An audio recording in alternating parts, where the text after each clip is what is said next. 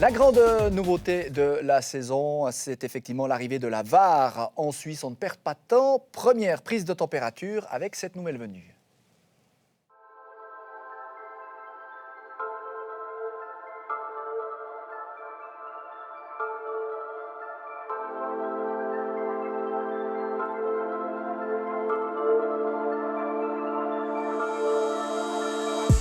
Testé dans les stades de Swiss Football League durant les matchs de préparation, la VAR entre en jeu dès aujourd'hui. Tous les arbitres de Raiffeisen Super League sont désormais connectés avec la Video Operation Room à Folketswil. Le directeur de jeu peut ainsi demander une confirmation de sa décision ou peut être informé de quelque chose qu'il n'a pas vu. Check, Penalty-Situation, ein Handspiel, den Kontakt bitte.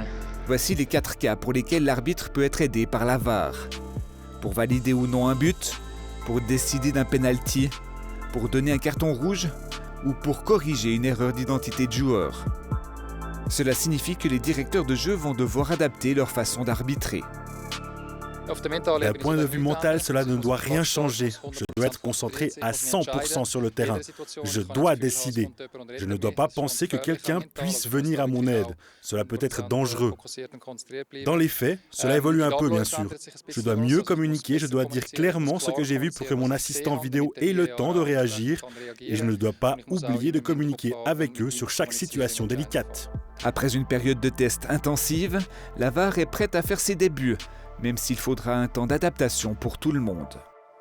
Un sujet signé Sébastien Clément. Sébastien Pache, on va revenir avec vous justement sur ces 4 cas qui vont s'appliquer via la VAR afin qu'il n'y ait pas trop de confusion pour le grand public. On rappellera également que ça fait maintenant plus de 20 championnats européens qui vont utiliser la VAR. Le premier de ces points concerne les buts marqués. Sont-ils valables ou ont-ils été victimes d'une irrégularité? Tous les buts marqués seront checkés.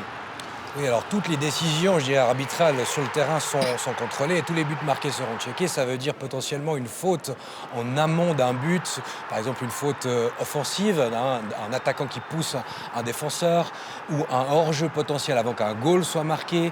Voilà, toute une série de cas qui peuvent avoir lieu lorsqu'un goal est validé ou non validé. On se souvient du ballon Ajax-Amsterdam à Madrid. Est-ce que le ballon était sorti ou pas? Voilà, tous les buts seront donc validés. Deuxième point, ça concerne la surface de réparation, penalty decision. Là également, toutes les actions litigieuses qui vont se dérouler dans les 16 mètres seront checkées. Effectivement, les décisions de penalty, c'est-à-dire faute pas faute dans les 16 mètres, ça veut dire contact pas contact. Est-ce qu'il y a une simulation?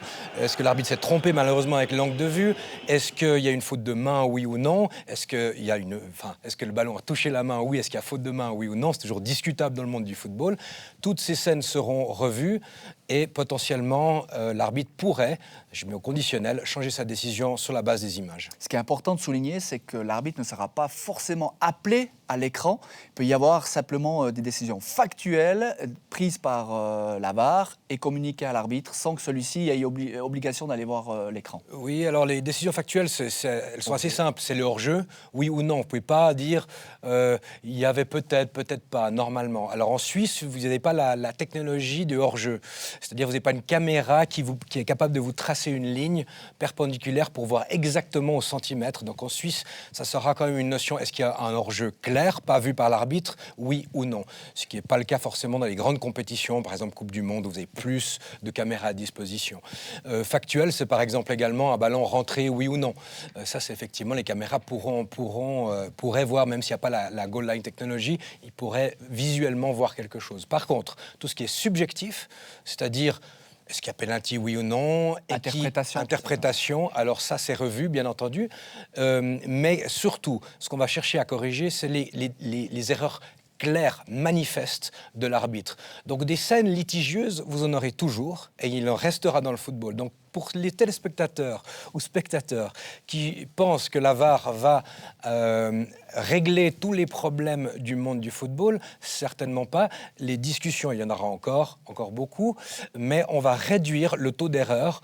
J'ai des statistiques, en tout cas, on disait que par exemple pendant la Coupe du Monde il y a 2 ans, l'année passée, effectivement, il y avait 93-94% de décisions justes effectuées par l'arbitre. Avec la VAR, ce taux monte à 98%. Il reste 2% de marge d'erreurs où il y a encore des erreurs qui sont commises sur le terrain. Et ça fait partie du football.